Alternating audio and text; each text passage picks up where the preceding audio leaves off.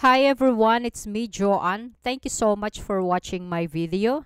Ang ibabahagi ko po dito sa video ko po is yung mahirap lunukin ang gamot tungkol sa OCD. Wala pong madali ang gamot or yung sinasabing magic cure tungkol sa anxiety at OCD. Sa mga hindi nakakaalam, ano nga ba ang OCD? Ang OCD po ay short for Obsessive Compulsive Disorder. Ikla-clarify or iklaklaro ko lang po na itong OCD po ay wala pong cure, just like other mental health problem.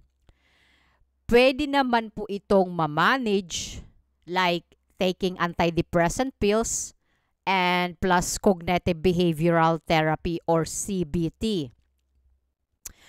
Ang pag-iwas ng inyong OCD or ang inyong anxious, yung pagiging anxious ninyo, ay mas lalo itong lumalala. At lalong binibigyan po ninyo ng kapangyarihan na lumakas. At kumbaga manipulahin kayo sa inyong mga iniisip na mga negative thoughts. Kasi nga, iniisip ninyo pag lumabas kayo may mangyayari sa inyo. Pag pumunta kayo ng supermarket, may mangyayari sa inyo. Pag pumunta kayo ng overcrowded, may mangyayari sa iyo. So, nagiging obsessive ka na. Nagiging obsessive at nagbabago dito yung behavior mo. Nagiging irritable ka, nagiging madali kang magalit, yung hindi ka na pasensyoso, madali kang madali kang mabagot, madali kang very sensitive ka bang tao, lalo kang nagiging sensitibo sa lahat-lahat. Like example, in this moment, nakakaranas ka po ng mga intrusive thoughts na nasa isipan mo. Lahat may mga negative na maraming gumugulo sa sa isipan mo. At yung gagawin mo lang dito is you have to accept it. Tanggapin mo siya ng buong buo. Pero hindi po nangangahulugan na sumasang-ayon ka nito, na umaagree ka sa mga negative. And ang negative thoughts kasi, they just come and go po yan. Hindi po yan nag-i-stay. Pwera na lang kung binibigyan mo ito ng puwang sa isipan mo po. So, nasa tao or nasa sayo pa rin kung ikikip mo siya, kung gugustuhin mo siyang maging best friend. Like what I said, ang intrusive thoughts or yung negative thoughts na ating iniisip, kusa po yan nawawala pag hindi mo po binibigyan ng puwang sa isipan mo. And kung yung purpose mo po is to control yung mga iniisip mo, like you try to control it, well, ikaw po ang matatalo sa bandang huli. At otomatiko na magiging obsessive ka. Magiging obsession mo yan. Yung obsession mo sa mga nakapaligid sa'yo, sa bahay mo. Baga nagiging obsession mo na yun. So, because you're trying to control it, yung mga negative na pumapasok sa isipan mo, instead na tanggapin mo lang ito, kasi itong intrusive thought, itong mga iniisip mo is nawawala po yan. Like what I said, kung binibigyan mo ito ng puwang sa isipan mo, lalo po yang lalala at magiging obsessive ka. So, kung ang layunin mo, alisin ang anxiety, ang obsessive compulsive disorder at yung intrusive thoughts, ngayon pa lang, I will honestly direct sa mga taong nanonood, sa mga viewers na nanonood sa aking video po. Hindi po ninyo ito maiaalis. Hindi po ninyo ito maiaalis dahil ito po yung kumukumpleto sa atin bilang pagiging isang tao. Kasi depende po yan. Kung gusto nyo po maalis yung mga nararamdaman ninyo, kung sino po ang inyo anxiety, ang inyong intrusive thought, ang inyong obsessive compulsive disorder, you have to confront that person. Either if it's a person, a job, mga anumang bagay ang nakakapabother, or either sa iyong bahay na hindi mo natatanggap yung kanyang texture, yung kortina mo, ang gagawin mo, baguhin mo, bumili ka ng angkop sa'yo na you are agree, and if you have problem with your boss, you have to confront your boss na, boss, parang lately, too much na yung pinagagawa mo sa akin. And if you don't love your job, find another job na para maging maging comfortable ka. Hindi lang sa physical. Pinag-uusapan dito yung mental, psychological, and emotional po. Kasi kapag yung mental natin ang overloaded, mahirap kumpara sa mga physical. Kasi physical, guys, you can walk. You can walk outside, you can do exercise, you can you can go somewhere else that yung nakakapagbigay sa'yo ng relax. Pero kapag dito po, kahit ilang beses na exercise ang gawin mo, kahit ilang kilometro yung lalakarin mo, kahit pumunta ka pa ng mga shopping mall, pumunta ka pa ng mga bars, hindi po makaka-recover agad-agad. Kasi mental po yan. Hindi po yan nakikita ng ibang tao na may problema ka. Kasi you can fake it, you can smile. But those smile, they have behind that. May mga story yan. May mga istorya yan. So, hindi mo nakikita sa isang tao na nakakaranas ng kalungkutan, nakakaranas ng anxiety, nakakaranas ng OCD. Kasi nga, sa panlabas nila okay sila, pero sa loob nila hindi sila okay. So, ito po yung palagi kong sinasabi sa mga aking mga viewers, sa aking mga followers, sa YouTube. Sinasabi ko talaga sa kanila na kapag lahat tinest sa'yo, nagpakonsulta ka sa hospital, tinest sa'yo yung dugo mo, yung ihi mo, yung ECG mo, yung echo, yung CT scan, lahat na ginawa sa'yo, pumunta ka na sa isang gastrologist na para ma-check lahat yung pangangasim ng sikmura mo, and then yung resulta lang is okay, wala kang sakit, wala silang nakitang mga kahina-hinala or mga abnormalities. Kasi nga, ang problema hindi nasa loob, kundi nasa dito. Kung ito yung problema, lahat po yan susunod. Susunod po yan. So, ang kailangan po dapat unahin is kung ano yung nandito, kung ano yung nagiging sanhi kung bakit nagkakaroon ka ng anxiety, nagkakaroon ka ng OCD. So, kailangan talaga ng espesyalista like psychiatrist po. Psychiatrist po. Wala pong mali na pumunta ka ng hospital to be curious everything. Ganon din po ako. Ako po, never po akong na-confine, nagpa-emergency room because of anxiety attack or my panic attack. Never po. Thanks God for that. Kasi mayroon po akong asawa, so yung asawa ko, na siya, kumbaga, veterano na po siya. Kasi since he was teenager, mayroon na po siyang panic attack. At nagkaroon po siya ng disorder because of the accident. Nagka-trigger po kasi po nagkaroon po siya ng heavy accident, car accident po na almost na ikamatay na po niya. And thanks God na nakasurvive siya. So, I met him. And yeah, everything na aking mga nararamdaman, physical and emotional and psychological, inaas ko talaga sa kanya. But not totally everything na nasasagot niya. Kasi may time talaga kahit yung tao may experience na for how many years, kahit ilang dekada na niya nararanasan yung ganong mental health, kailangan pa rin natin ng espesyalista, ng psychiatrist para ipaliwanag ang lahat-lahat. Kasi yung panic disorder ng asawa ko is nag-trigger sa sa car accident na nangyari sa kanya. Yung akin naman is yung panganganak ko kasi nga cesarean ako, wala ako ditong pamilya sa Belgium. So, lahat kumbaga nag-trigger, tapos yung pamumuhay ko pa sa Pilipinas. Kasi nga guys, like what I said, lahat tayo may mga anxiety. Since pinanganak tayo dito sa mundo, kahit baby ka pa lang, nasa sinapupunan ka pa lang ng mother mo, may anxiety ka na, anxious ka na.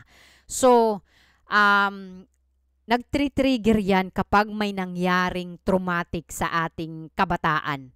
At yung traumatic na yun, sa paglipas ng panahon, nandyan pa rin yan. Nakatatak pa rin yan. Hindi yan nawawala. At sumisibol yan kapag kakamit na natin yung hustong gulang. Like for example, nagkakaroon na tayo ng responsibilidad. Like sa pag-aaral, nagkakaroon na tayo ng stress kasi nagiging exposed na tayo sa society, and now like social media, exposed na tayo. And syempre, more on work kasi kailangan tayong magtrabaho para makapagsuporta sa ating pamilya, sa ating magulang. And then also, meron kang deadline like for pagtungtong mo ng 30 years old, may sariling bahay at lupa ka na, nakapundar ka na, So something like you are pressure because of that, na kailangan kapag mag 30 years old ka na, may bahay at lupa at may nakapundar ka na. So something like that. So, yun, lumalabas doon, nag-trigger doon yung traumatic na nangyari sa iyo nung kabataan mo. So like me, may traumatic din akong nangyari sa Pilipinas nung kabataan ko. And then now, lumabas talaga siya. So in the beginning talaga, like sa inyong lahat, sa mga viewers na nanonood sa aking video ngayon, the same din po yung naramdaman ko, yung nararamdaman ninyo ngayon. Like what my title, like yung title ko is sinasabi ko dito na mahirap lunukin ang gamot tungkol sa OCD. Kasi nga, may mga tao na mahirap tanggapin ang pagkakaroon ng ganito. Kasi para sa kanila, it is a punishment from God. But the truth, guys, is not the punishment from God. Kasi, ang totoo, God already give this to you. Since nasa sinapupunan ka pa lang ng magulang mo, nandyan na yan. And you have to discover that. And you have to discover also kung papaano mo siya ma-overcome, papaano mo siya malalampasan. But before that, God already knows it. He already knows it. So, alam na niya na malalampasan mo. At alam din niya, like what other people na nagkakaroon ng suicidal, kasi God already know it na hindi niya malalampasan. So, hindi ibig sabihin na you end your life, it's because you are selfish. It's because that hindi mo kaya, but it's because it's already written. Nakasulat na po yan. Hindi mo na po yan mababago. Kung ang nakasulat sa iyo is hanggang doon lang na you will end your life, hanggang doon lang talaga. But if you, until now, you are here, and I am here in front of you sharing all my experience, na gusto ko pong makapagbigay ng motivation sa ibang tao, it's because ito yung gusto ng Panginoon. Na I have to find a solution. I have to take the medication. I have to accept it with all my heart and soul na hindi ko ito matatanggal sa pagkakaroon ng anxious, pagkakaroon ng panic attack, pagkakaroon ng stress. Kasi ito yung nagkukumpleto sa aking pagiging isang tao. Binibigyan ako ng motivation to to push my my dream, kung ano yung gusto ko sa buhay na makamtan ko, yung gusto ko para sa pamilya ko, para sa parents ko, na natupad na. Kung kumbaga hindi ko tinanggap yung pagkakaroon ng mental disorder, I don't know kung nandito pa ako sa mundong ito. I don't know if I can still see my son growing up. I don't know kung magiging chef cook pa ako. 'Di ba? So, I just accept, like what I said previously, kailangan mong tanggapin kung ano yung mga nasa negative thoughts mo. Kasi yung mga negatibong pumapasok na kaisipan sa ating isipan is temporary po 'yan. They just come and go. But the most important, you learn. May natututunan ka, like mga taong dumarating sa atin, dumadaan sa ating buhay. May nag-i-stay, mayroon hindi nag-i-stay, pero may malaking aral na bibigay yan sa atin, sa ating buhay. Binibigyan tayo ng motivation. Binibigyan tayo ng aral na kailangan natin i-let go yung mga tao kahit masasaktan tayo. 'Di ba? So ganun yung buhay. So kung yung purpose ninyo po is to alisin lahat ng anxious mo, lahat ng stress mo, lahat ng OCD mo, panic attack mo, it's impossible po kasi konektado po yan sa pagiging isang tao. Kahit mga hayop, mayroon din sila, nagiging anxious, nagiging stress din sila, nagkakaroon din sila ng panic. Tayo pa nga na tao, of course,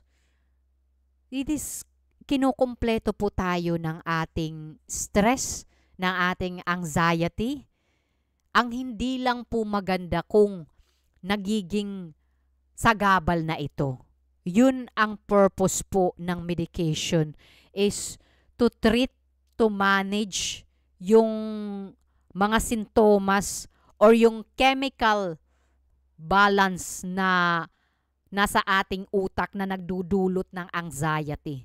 So yung mina-advise ko palagi is kailangan po ninyo po na magpakonsulta sa psychiatrist. If alam po ninyo na 100% wala po kayong seryosong sakit, wala po kayong problema sa heart ninyo, sa lung ninyo, sa kidney ninyo, sa stomach ninyo, sa utak ninyo, I suggest na pumunta po kayo sa psychiatrist. Kasi yung lahat ng mga walang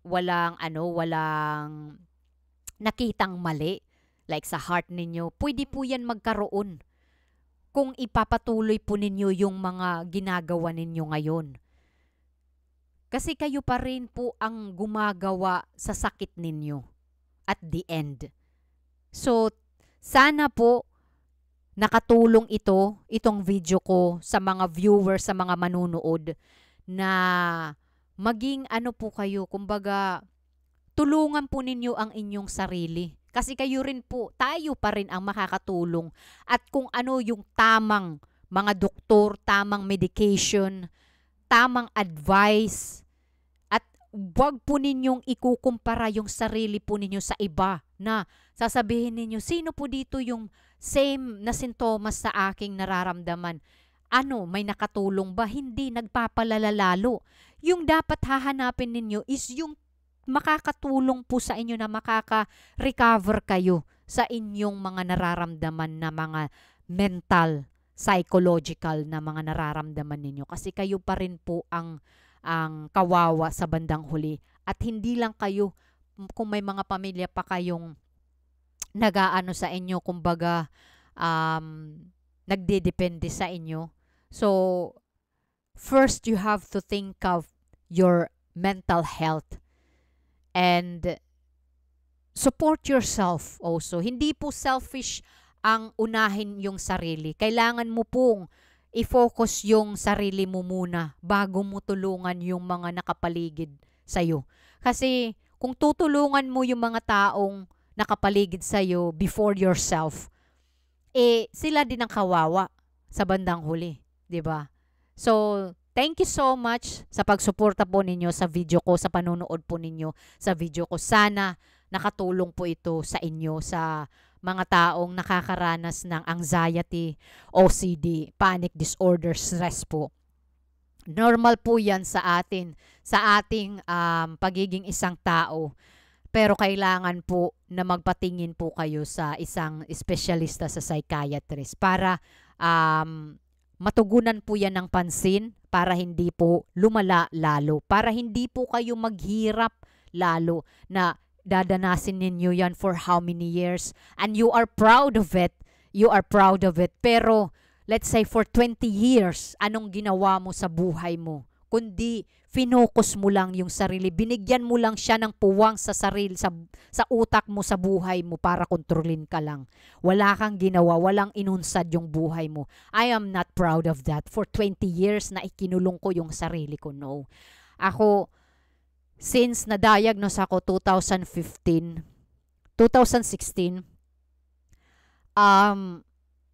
nagpa-psychiatrist po ako kasi after 8 months po, na-diagnose ako na hindi ko alam na nagkakaroon na pala ako ng PTSD at nagkakaroon pala ako ng disorder, ng panic disorder, and pumasok na yung intrusive thoughts. So, mas inuna ko po yung dapat unahin, and kasi alam ko po na everything gonna be smooth kung uunahin ko yung mental health. And of course, hindi lang po mental health ako nag-focus, also yung mga nagpaano din ako, medical test din. Nagsagawa din po ako ng medical test. And kapag galing na sa doktor, kasi kapag galing sa doktor, ano yan legit po yan. So, I believe that kasi pinag-aralan nila yan. And I believe also, if you believe people around you na tumutulong sa'yo, makaka-recover ka ng madalian. Pero kapag wala kang believe sa mga taong nakapaligid sa'yo at sa iyong sarili, mahihirapan kang makarecover. So, thank you so much and God bless you all.